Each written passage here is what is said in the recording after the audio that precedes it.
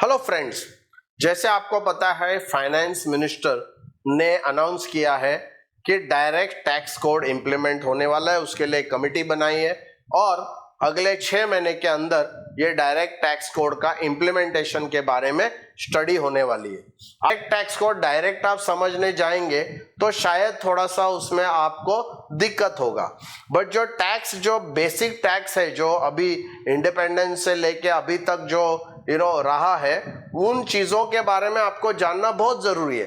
Because वो जानेंगे तो डायरेक्ट टैक्स कोड में क्या बदलाव हो रहा है, किसकी जगह बदलाव हो रहा है, वो सब आपको जानकारी होगी। इस वजह से हमने आपको ये पूरा इनकम टैक्स का जो फ्लो है स्टार्ट टू एंड एकदम बेसिक लेमैन लैंग्वेज में आपको जैसे समझे उस प्रकार से आपको ये एक्सप्लेन करने के लिए हम ये वीडियोस बना रहे हैं। आपके माइंड में अगर ये संकोच रहेगा या क्वेश्चन रहेगा कि अभी डायरेक्ट टैक्स कोड आने वाला है तो ये सब समझ के क्या मतलब है, तो ऐसा नहीं है। ये समझना जरूरी है क्योंकि ये समझेंगे तभी जाके आपको tax code, direct tax code समझने में इजी होगा। हेलो फ्रेंड्स, आज हम लोग बात करने वाले हैं एडवांस टैक्स के बारे में। ये बहुत ही इंपॉर्टेंट है क्योंकि एडवांस टैक्स का रूल अगर आपको पता नहीं है, और मैंने जितने सारे इनकम टैक्स के रिटर्न्स देखे हैं तो मैंने देखा है कि एडवांस टैक्स के ऊपर जो भरने नहीं भरा, समय पे नहीं भरा, इस वजह से काफ़ी लोगों को पेनल्टी लगती है। इसमें सेक्शन 234A, सेक्शन 234B और सेक्शन 234C ऐसे 3 पेनल्टीज 1% पर मंथ के ऊपर आपको लग सकता है।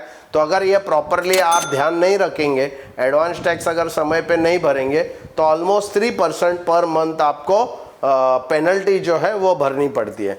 तो एडवांस टैक्स क्या है? एडवांस टैक्स इसलिए ये रूल है कि बेसिकली लोगों ने टैक्स का फ़ायदा नहीं लेना चाहिए। फ़ायदा नहीं लेना चाहिए का मतलब है कि सपोज मुझे 2 लाख का या 3 लाख का टैक्स भरने को आ रहा है, तो मैं क्या करूँगा, 31 मार्च तक मैं रुकूंगा क्योंकि उसके बाद मेरा रिटर्न फाइल होना है।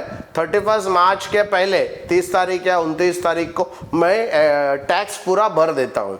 तो गवर्नमेंट क्या सोचती है कि गवर्नमेंट को ये टैक्स समय समय पे मिलना चाहिए, अदरवाइज फिर बेनिफिट आपको मिलता है, गवर्नमेंट को टैक्स का लॉस होता है क्योंकि फिर सब लोग लास्ट में टैक्स भरेंगे। इसके लिए एडवांस टैक्स का जो प्रोविज़न है वो इनकम टैक्स एक्ट में लाया गया है। तो उसका वो टैक्स क्या कहता है? वो कहता है कि जून 15 के पहला आपको वर्कआउट करना है कि अप्रॉक्सीमेटली आपका मार्च तक इनकम कितना होने वाला है। ये थोड़ा सा पेचीदा मामला है क्योंकि बिजनेस में ये तय करना बहुत डिफ़िकल्ट है।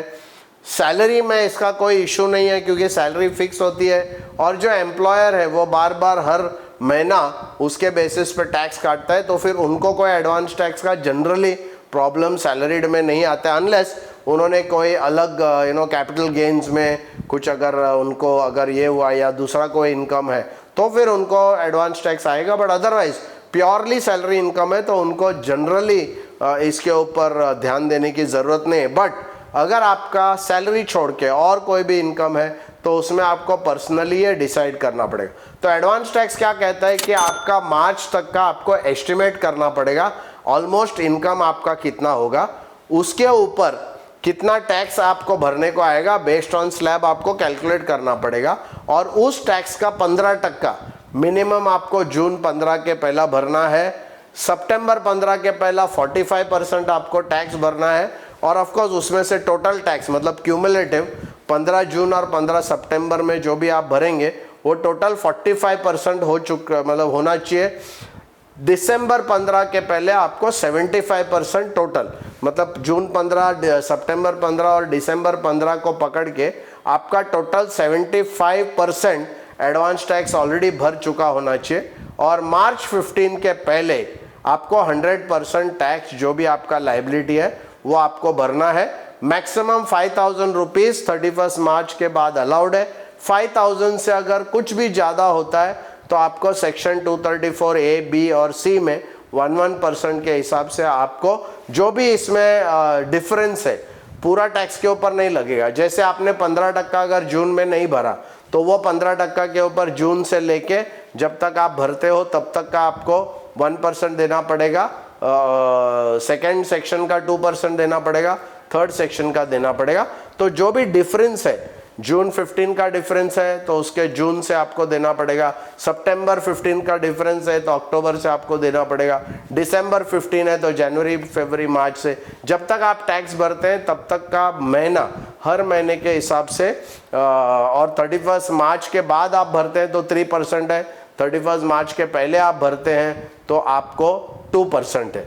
तो ऐसे ये एडवांस टैक्स आपको कैलकुलेट करना पड़ता है। ऑफ कोर्स इसमें बहुत एक्यूरेसी से आप नहीं कर सकते, बट मोटा मोटा एटलीस्ट अप्रॉक्सीमेट आपका इनकम क्या होने जा रहा है वो तय करके आपको इतना टैक्स जरूर भरना चाहिए। Thank you very much. दोस्तों, ये जो वीडियोस आपको अगर पसंद आ रहे हो, आपको अच्छा लग रहा है, आपको काफ़ी सारा इंफॉर्मेशन और नॉलेज मिल रहा है बहुत विस्तार में, तो प्लीज़ मेरे चैनल को सब्सक्राइब कीजिए। ये जो भी बेल आइकन है उसको आप क्लिक कीजिए ताकि आपको नया नया जो वीडियोस आएंगे उसका नोटिफिकेशन आपको मिल सके। और साथ ही साथ कमेंट बॉक्स में ये इन्फॉर्मेशन आपको कैसे लग रही है वो बताइए, और साथ ही साथ आपके मित्रों को, आपके रिलेटिव्स को हमारा जो वीडियो है वो फॉरवर्ड कीजिए ताकि वो लोग भी अपना टैक्स कैलकुलेशन करके टैक्स को बचा सके। Thank you.